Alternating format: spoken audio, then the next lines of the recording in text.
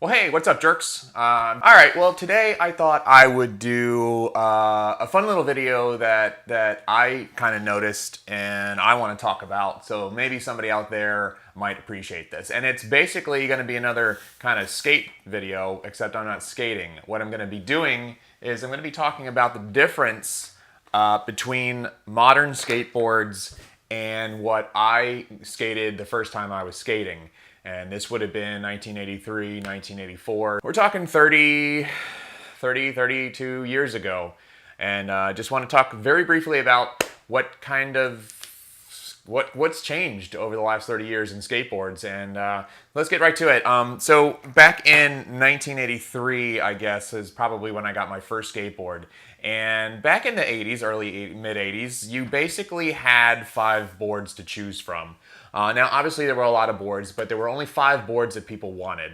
And that was the Tony Hawk, the Steve Caballero, then there was the Rob Roscop, and then to a lesser degree, you had the Vision Gator board, which was it was odd because there wasn't really a name on it. There was a name associated with it. It's Mark Rogowski, but I don't think too many people really knew who Mark Rogowski was. But I don't know. I didn't know who he was, but whatever. And then there was Christian Hosoi. And so those were basically the big 5 boards that everybody wanted. And unfortunately, those boards were pretty expensive. And so I got a board called Nash. Now, Nash was basically the Kmart board. It was a skateboard. My friends either got the Caballero or the Tony Hawk. But the Nash, it got me on 4 wheels, so whatever. The Nash was basically a small surfboard on wheels, and it wasn't responsive. The grip tape was terrible. It was just, it wasn't a great board, so I probably broke that in a year or 18 months. And then either my parents or I saved up enough money to buy a Veriflex. I forget the actual name brand of it. I have a picture of it showing right now, but Veriflex something. And that was about $60, I think. I think I remember paying somewhere around $60.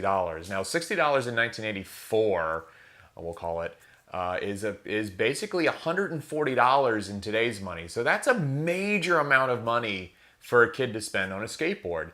Now, if you're talking about like the Tony Hawk board or the Rob Roscott board, for a complete board, not just the deck, I'm saying, for a complete board, you're spending about $100 to $110, and in today's money, that's like $250 for a skateboard, which is outrageous. This board that I got complete from Plus Skate Shop down in Orlando was $100, and that's in today money. So this, what I'm going to call a mid-range good board, costs less than what my shitty board back in the 80s cost. So let's talk a little bit about the differences in today's boards and before. Well, for one thing, this is basically a symmetrical board, meaning you have tails on either side to do tricks and stuff like that. Now, back in the 80s, you had a tail, and then you had a rounded kind of nose. Sometimes the nose was more pointed, but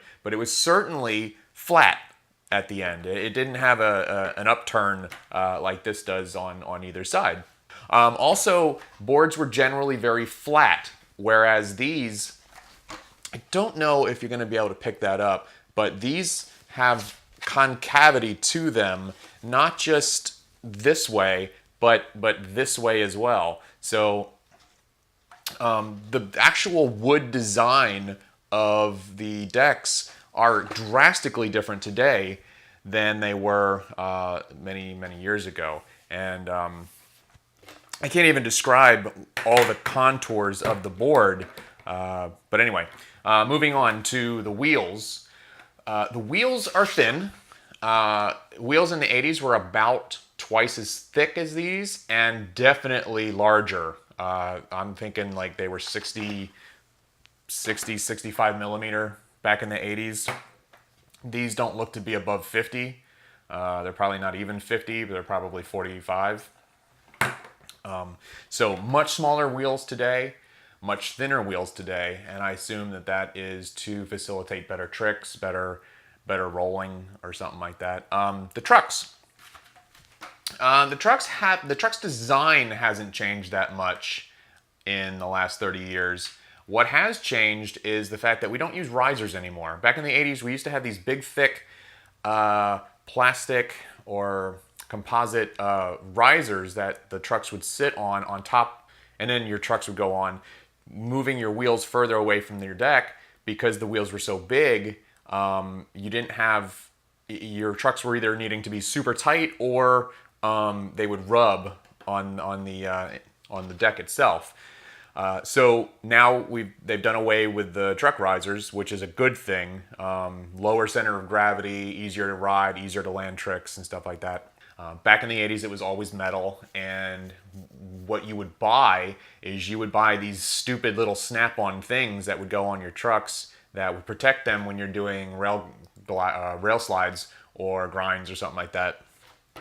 And let's just talk then again about protection. And I guess back when boards were $250, you didn't want to burn through the actual wood of the board. Now maybe the wood is better now, I'm not really sure. But you used to buy these big stops that would bolt or screw onto the tail of your board, so that when you were stopping, instead of sliding on the actual wood of the board, you would slide on this composite plastic material, and that would wear down over time. There were two types. There were like the big round chunky parts, and then there was a harder material. Hey, get back here. There was a harder material that was just sort of like a small lip that would go on the back here. And then on the front, on your nose, you would have a little thing that came around the front, which would protect the nose, because being sometimes pointed, you would jam it into a curb or something like that and just crack it or crunch it. So that you would have this plastic thing that would go on the front. You would buy these stupid rail plastic things that you would screw on here to protect your board when you're doing any kind of rail slides. You know what? Now it's almost like a rite of passage. If you have a clean board, you're a noob. You're not doing any tricks. You're not using your board. So like none of that anymore. There's none of that. And maybe it's also because boards aren't expensive like they used to be. The price of a deck hasn't really changed that much over the last 30 years. So when you were paying $40, $50 for a board, for a deck back in the 80s, you're still paying $40, $50, $60 for a deck today. Boards are only basically half as expensive, and so you burn through these things. Once they get worn down to a point where you just can't use them anymore, then you just go get a new one. The bushings are a little bit different. The materials that they're made out of, I think they're a little more resistant to compression. So therefore, you don't have to tighten them as hard, and you also have a better, better suspension or something like that.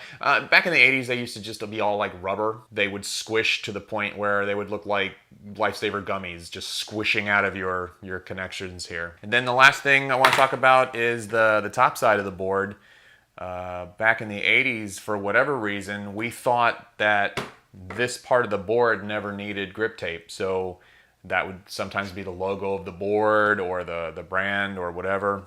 The grip tape itself is way different. I don't know how much they've put into R&D and research for how to make grip tape better, but this is not just like sandpaper like grip tape used to be in the 80s. This feels different. It has amazing grip. In fact, I was trying to skate on just regular sneakers, like running shoes, and I couldn't do anything. I could barely move my feet on the board. They were stuck to it. So I went and got some skate shoes, and I'm gonna give that a try a little bit later. Oh, and I slipped and fell one time on this. Opened up my ankle, opened up pieces of my knee, just because I think the board hit me and scraped all of the skin right off my body. So, I mean, this stuff is abrasive, it's aggressive, and it's really, really good for putting your feet on it and staying on it. The last thing I want to talk about is the actual physical size of the board. The board boards now are way narrower than they were in the 80s. I believe this is an 8-inch board. They come as small as 7.5 inches. You know, to be completely honest, I bet you this is not 8 inches. This is probably closer to 7.5. But whatever. Boards in the 80s were much wider. I'm talking probably an extra 2 inches wider. Because I remember I used to sit on mine and go down a hill. We would do like luge down a hill. Dumb, I know, but whatever.